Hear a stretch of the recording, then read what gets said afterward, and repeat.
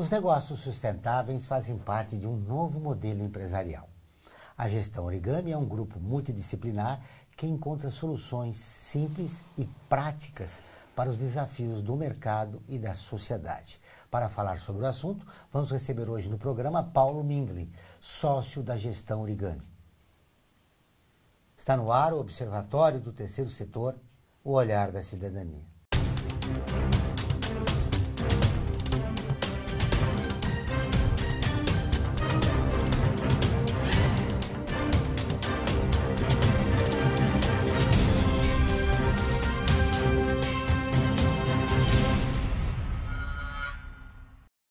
Paulo Mindli atua com projetos na área de gestão de fornecedores, investimento social privado, planejamento e implantação de projetos para a sustentabilidade em organizações como Avon, Heineken, Duratex, WWF, entre outras. Tudo bem, Paulo? Seja bem-vindo ao Observatório. Muito obrigado.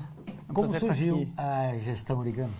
A Gestão Origami surgiu em 2009, um grupo de profissionais com muita experiência no mercado, que perceberam que eles poderiam se juntar e complementar as suas experiências para oferecer soluções que o mercado demandava.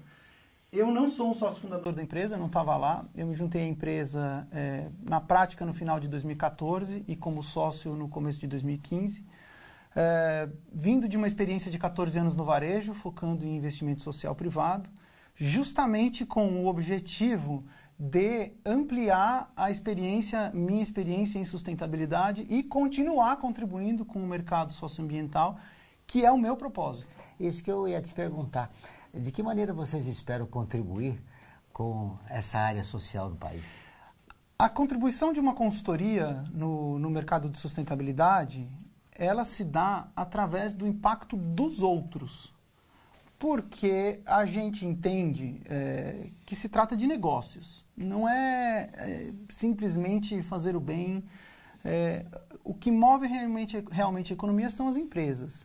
Então, justamente a ideia de que influenciar grandes negócios, influenciar grandes organizações, é o que pode fazer com que o mundo evolua. E a ideia de trabalhar na consultoria é porque a experiência de um setor pode servir para o outro setor. A experiência que eu trago do varejo tem servido ao setor de empresas como bens de consumo, por exemplo, ou ONGs. Então, esta é a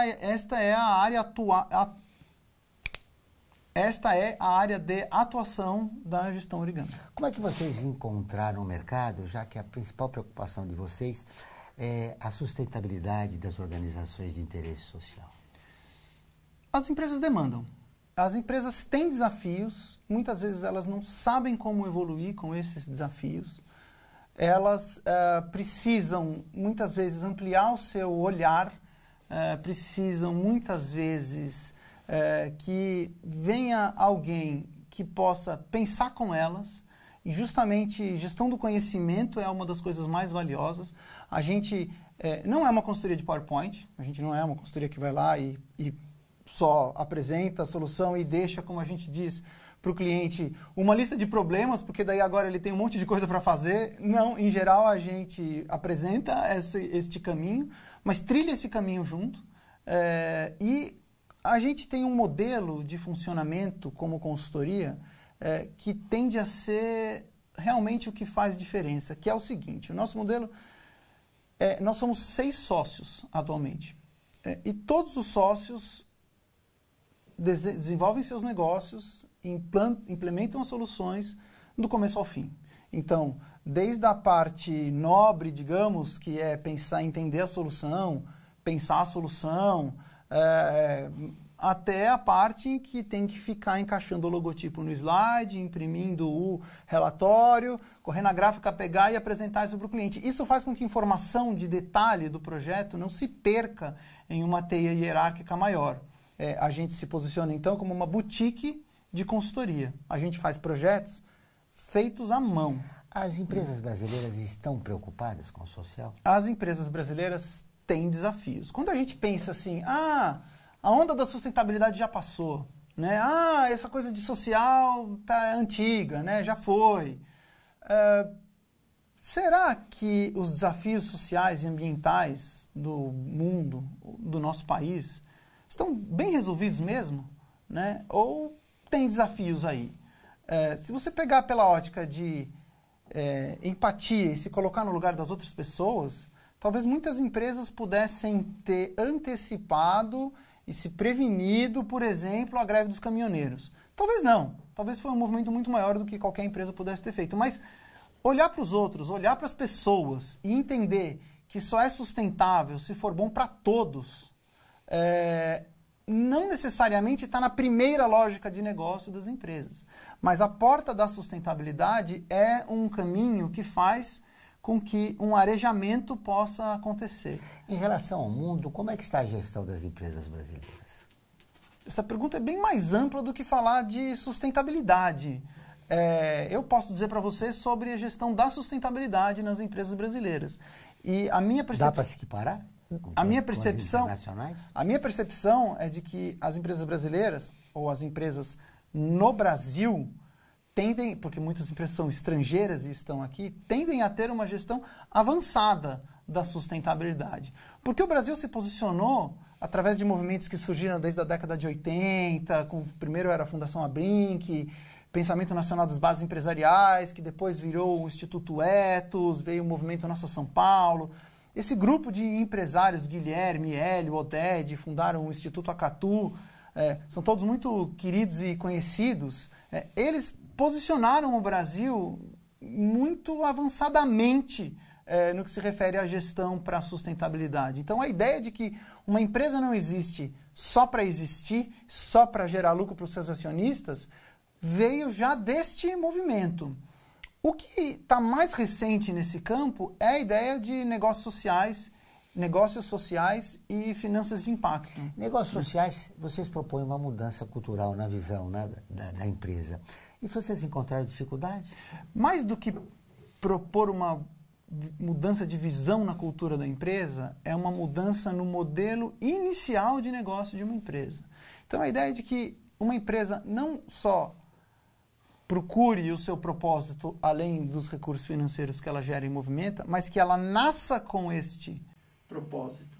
E de que o negócio dela não faça sentido se ela não perseguir também este propósito. Então, em geral, fala-se de um negócio que está resolvendo um grande problema social ou ambiental e que, ao fazer isso, gera recursos financeiros que servem para retroalimentar e manter este negócio possível. Porque a cultura de doação, a cultura de eternamente sustentar ali uma organização, não é muito forte no Brasil. E, além disso, ela pode quebrar de um momento para o outro. Então, você vê as organizações da sociedade civil, as ONGs, numa preocupação muito constante por buscar dinheiro. Com a sua sobrevivência. Com a sua sobrevivência. Todas as terças e quintas-feiras, ao vivo, às 14 horas, tem programa de rádio Observatório do Terceiro Setor, onde recebemos especialistas que, junto com os ouvintes, debatem os principais temas da atualidade e do terceiro setor. Você pode ouvir pela rádio Trianon AM 740 ou em qualquer lugar do mundo, pela internet, do seu celular, computador ou tablet, pelo link que aparece na sua tela. Voltamos depois do intervalo.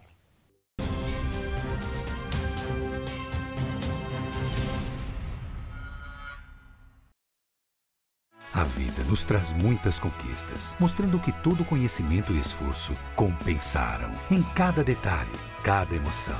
Estudar na FIA me fez crescer profissionalmente e a conquistar um objetivo maior, que foi a felicidade de ajudar meus filhos numa carreira brilhante.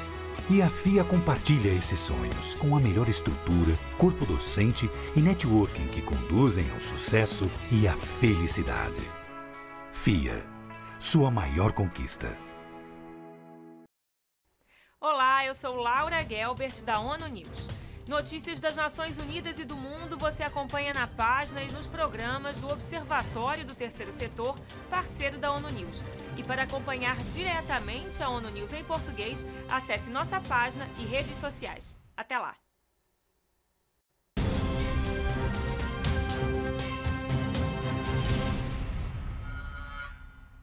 Voltamos com o Observatório do Terceiro Setor, o olhar da cidadania. Agora vamos para o quadro Você Conhece? onde mostramos histórias de personagens que fizeram a diferença. Ele dedicou sua vida à educação de qualidade no Brasil e deixou toda a sua fortuna bilionária para a educação de crianças e jovens carentes. Salvador Arena. Você conhece?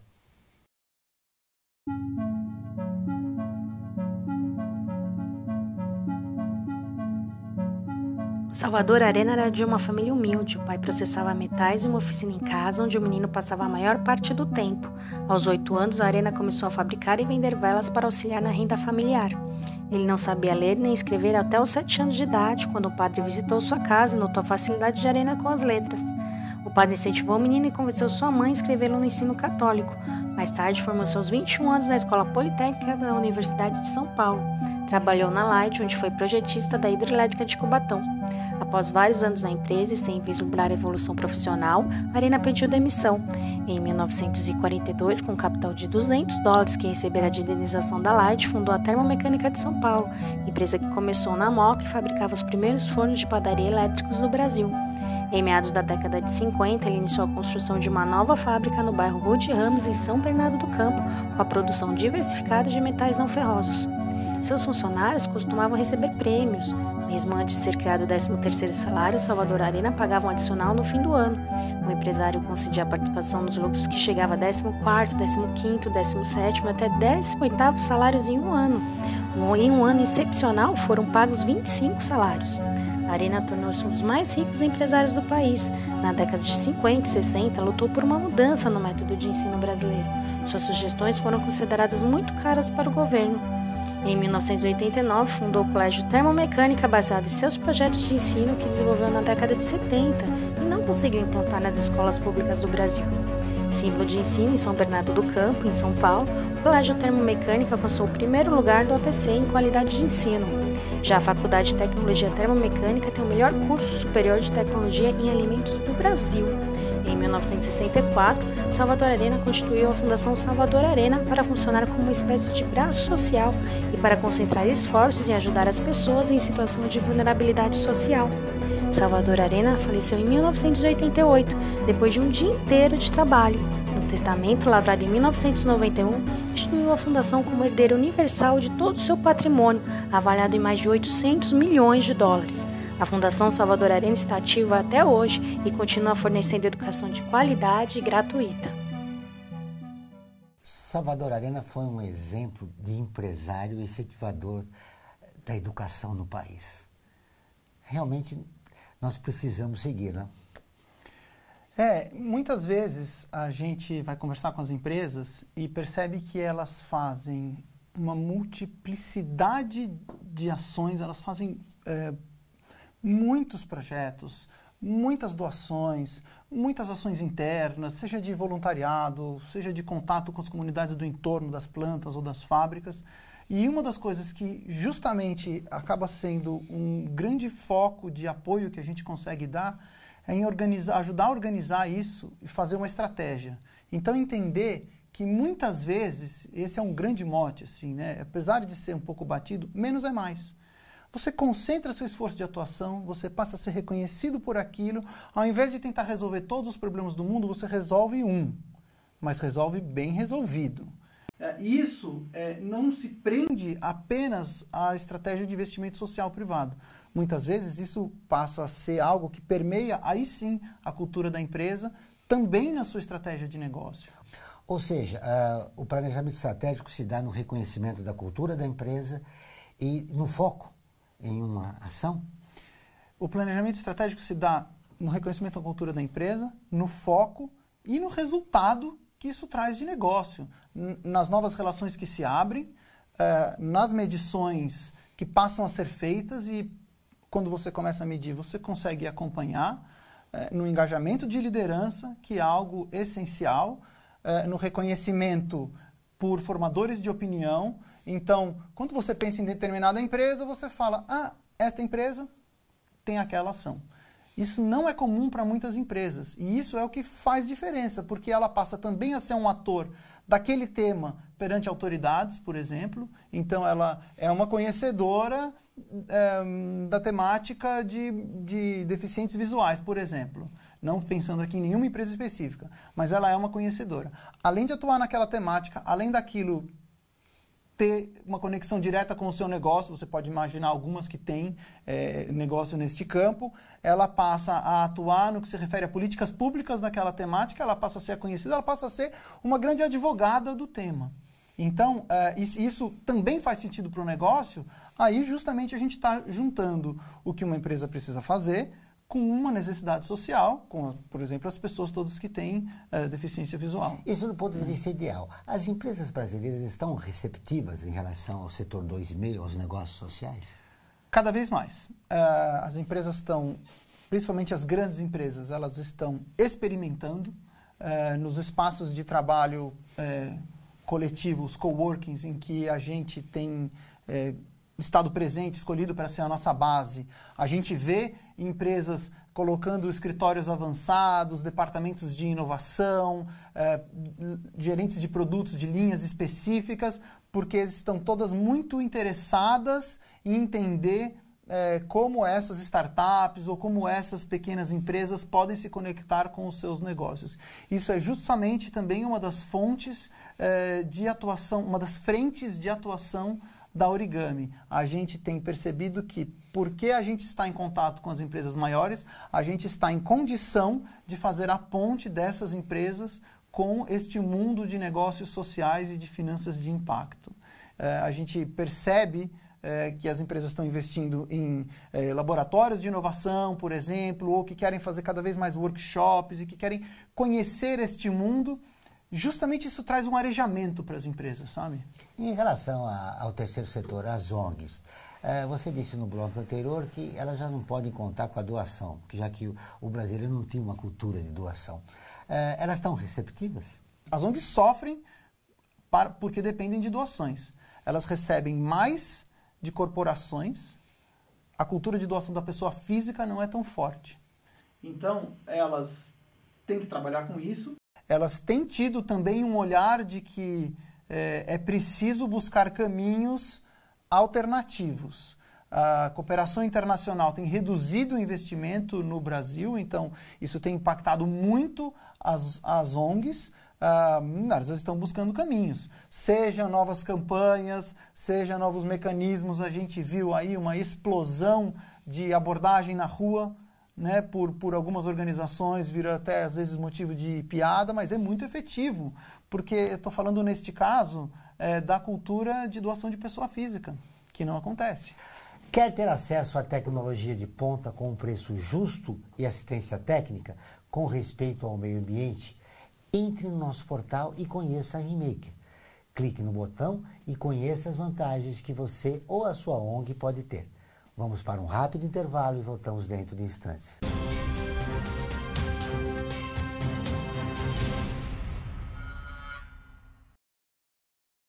A FUNASP colabora com a USP nas relações entre fundações por meio de fóruns, simpósios, seminários, pesquisas e intercâmbio de informações, além do seu investimento na área social.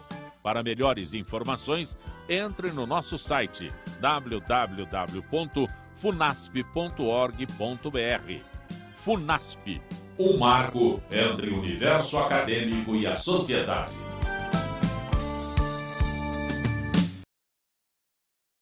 Olá, eu sou Laura Gelbert, da ONU News.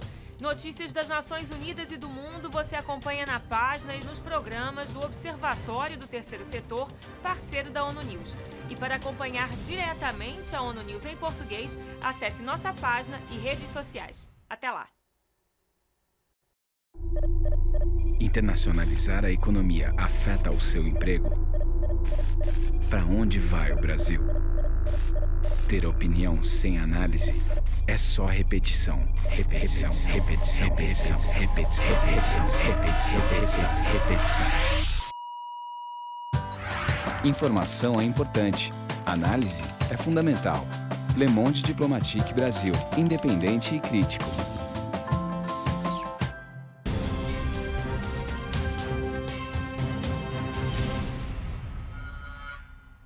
Voltamos com o último bloco do Observatório do Terceiro Setor, o Olhar da Cidadania. Não esqueça, todas as quartas-feiras, às 17 horas, tem programa Olhar da Cidadania na Rádio USP, com temas da atualidade e dos direitos humanos. Anote, todas as quartas-feiras, às 17 horas, na Rádio USP em São Paulo, é 93,7 FM. Em Ribeirão Preto, 107,9 FM.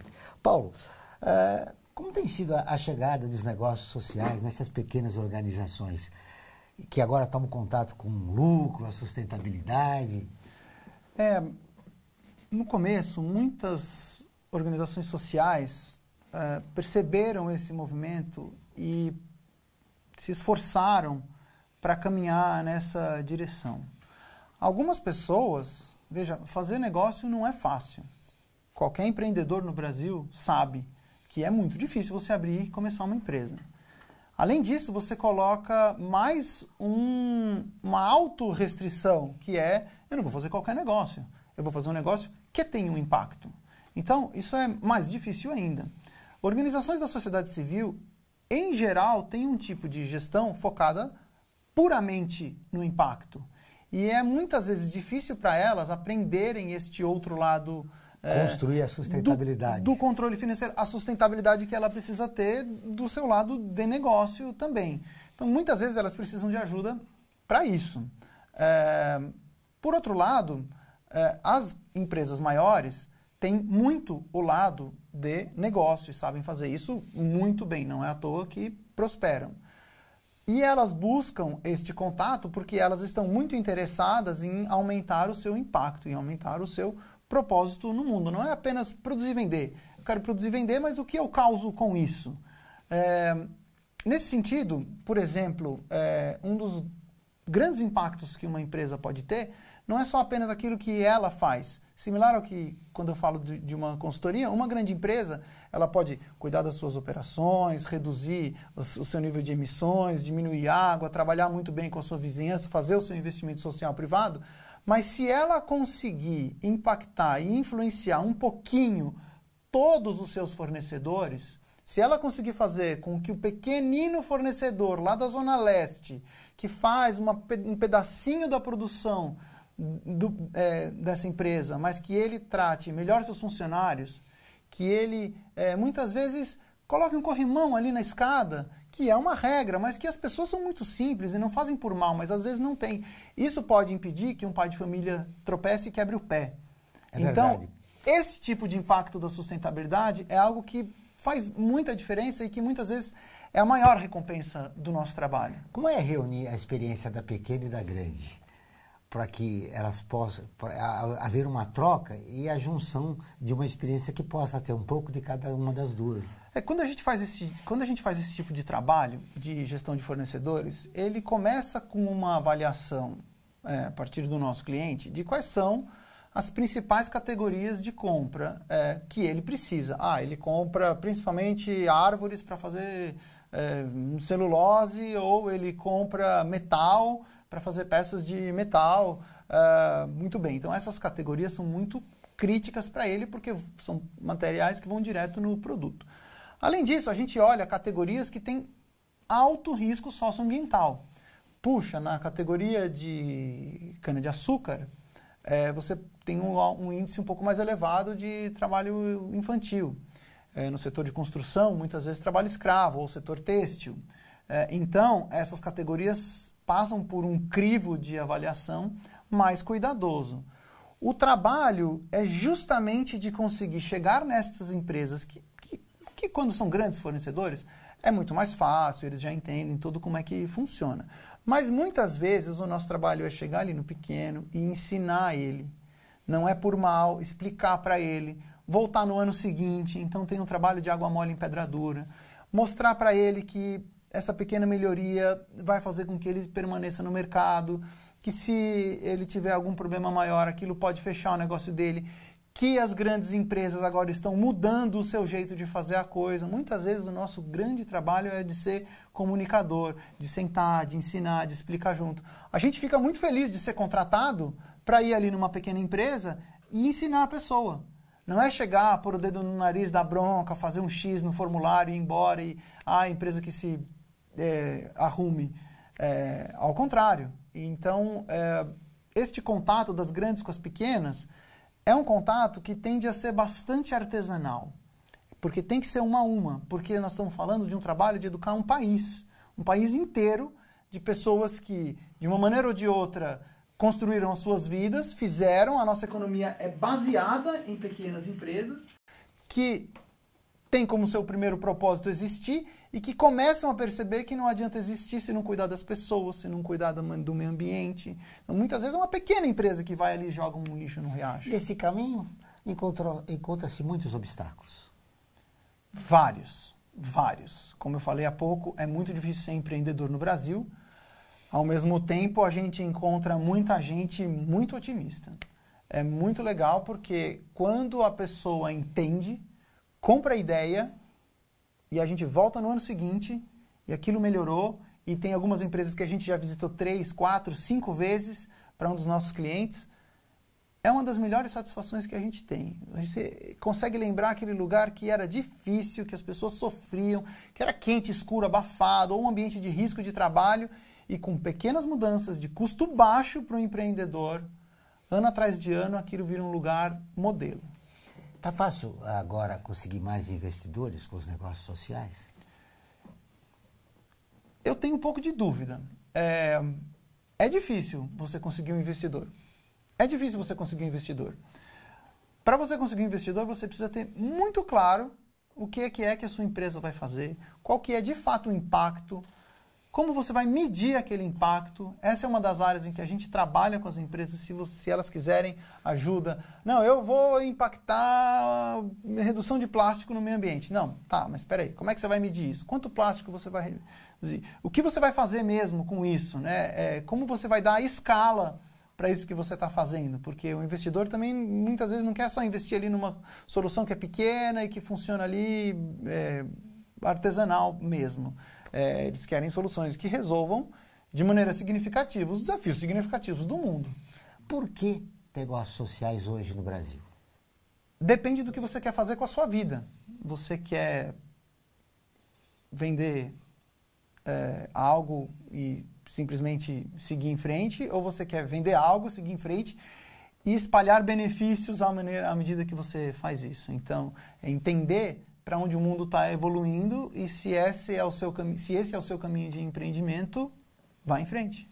Prazer te conhecer. Prazer foi meu. O programa do Observatório do Terceiro Setor desta semana fica por aqui. Mas para continuar nos acompanhando, acesse o nosso portal observatorioterceirsetor.org.br. Lembrando que o Observatório é acessado em mais de 173 países e atinge mais de 2 milhões de pessoas todo mês. Voltaremos na próxima semana com o Observatório do Terceiro Setor, o olhar da cidadania. Até o próximo programa.